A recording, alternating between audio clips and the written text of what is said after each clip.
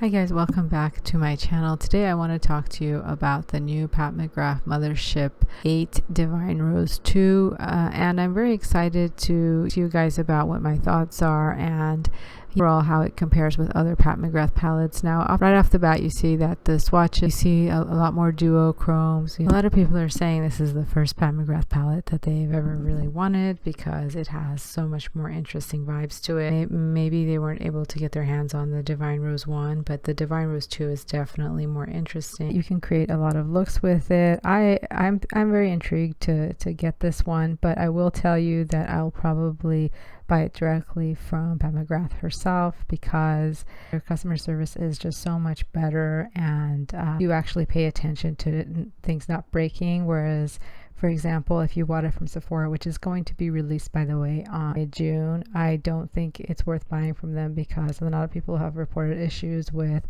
buying from Sephora right now during this time of the pandemic. Also, usually Pat's website has better discounts and faster shipping compared to Sephora, and they just seem like overall a better business to deal with directly rather than involve a middleman, in my personal experience. So I will probably get one for a giveaway and another one for myself from them directly at the same time with some lip contour shades and a gloss. She's giving us all new shades, a duochrome color called Extraterrestrial. So let's talk about the swatches right now. So every single Pat McGrath palette has a gold shade in there, whether it's a light gold or it's a dark gold. There's always a gold shade in there, so that's not super impressive if you ask me. I'm not excited about it. There's another like light brow bone color which has a pink shift to it, which I would say is very similar to what we already had in the Divine Rose one. Then there's another gold in there, which I'm sure if you go and swatch with other palettes that she's come out with, there's always that gold somewhere repeated. So I think that's also a repeat here.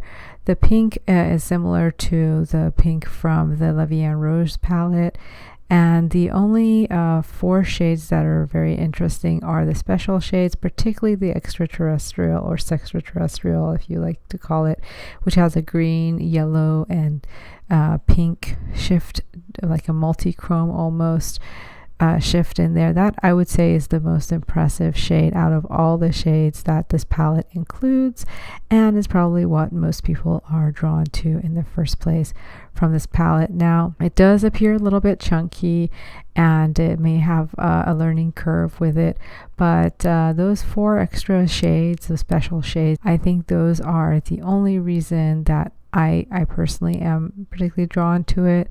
And the gold shades not so much, and the pink shade I feel like it's already a repeat of what we've seen with the VIII Rose. So I'm just going to say that the thing that impresses me the most are those special shades, and we've seen lots of mauves before, so what really draws me into this palette are those, and everything else is sort of, you know, already done before. At least to me it's kind of looking like a blur right now, everything that she's already come out with, and the lip glosses are just repackaged older ones. Now my only bit of advice for the release date is don't panic. Usually when a Pat McGrath product comes out, and they usually for some reason limit the quantities to like a certain number per day, even though they don't limit it per guest. I don't know if that's going to change or not, but don't panic if it sells out the same day. Usually they restock within a week. I know it's Corona time and things may not always show up the next day, but there's really no reason to go out and pay multiple times the price from a seller online when you just have to wait a couple weeks and they usually restock. I know they say it's limited edition, but really, you know, we've seen every single product from Pat McGrath get re-released over and over. Now I know there's also like 2 versions of this product with pink packaging and black packaging. I really would not worry about the color of the box as long as the product is there. They even came out with a purple one for the Bronze Seduction for whatever reason, but I didn't buy it because I didn't feel like the Bronze Seduction should have had purple packaging. And so far my favorite out of all of her releases was definitely the Divine Rose, as I've mentioned to you guys before, because of the shift that it had, and it was actually one of my favorite palettes. And you know, I do think that it's appropriate for them to continue with this theme, but I'm just slightly disappointed that they continue with adding golds and mauves where they could be introducing more purples and other colors into their releases. Of course, we all want to see a palette of hers that just has special shades like the toppers she released over last summer.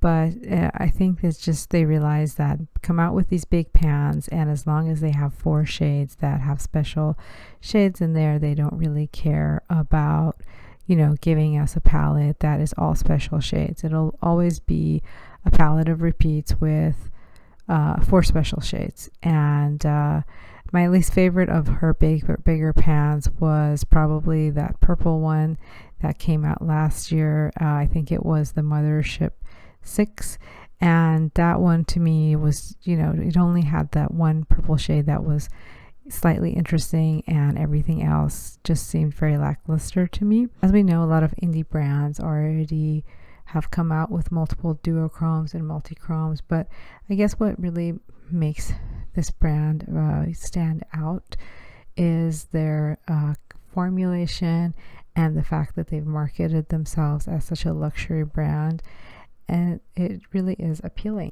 My least favorite of her work is probably the mini palettes, and I only have a few of her mini palettes in my collection. Overall, I think it would be a good investment to get her better palettes, and a good investment. I think every release that she's come out with in recent years has actually almost been better than the previous release, with the exception of the Mothership 6. The gold topper palettes that came out during the summer were also fun to play with, but really we need to stop seeing all these golds.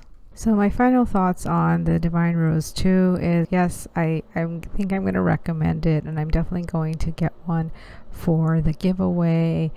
And as I always do, I think that if you don't own any of these colors, especially, it might be a good investment. But if you already own all of her palettes and you don't want to get too many repeats, I would try and talk myself out of it if I were you, because you have to really ask yourself if this is adding that much more value to your life, and it's really, you know, enhancing your makeup collection. There's so many neutral palettes out there right now at a more reasonable price, but if you're a collector and you just love the brand, then I would say go for it.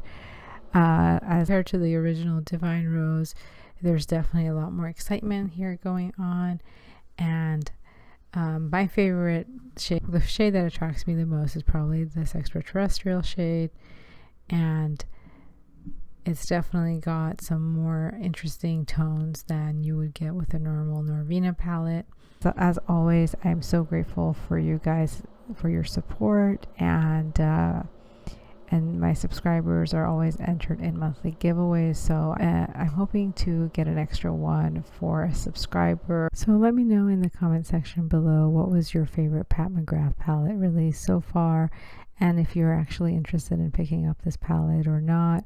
Are you going to be picking it up from Sephora or from Pat McGrath's website, or just wait for a while before it goes on sale? Because if everything eventually on her website does go on sale, and usually they do come with a 20% off coupon code. So let me know in the comment section below what your thoughts are, and as always, thank you so much for watching and supporting my channel, and I will see you guys again next time. Thank you.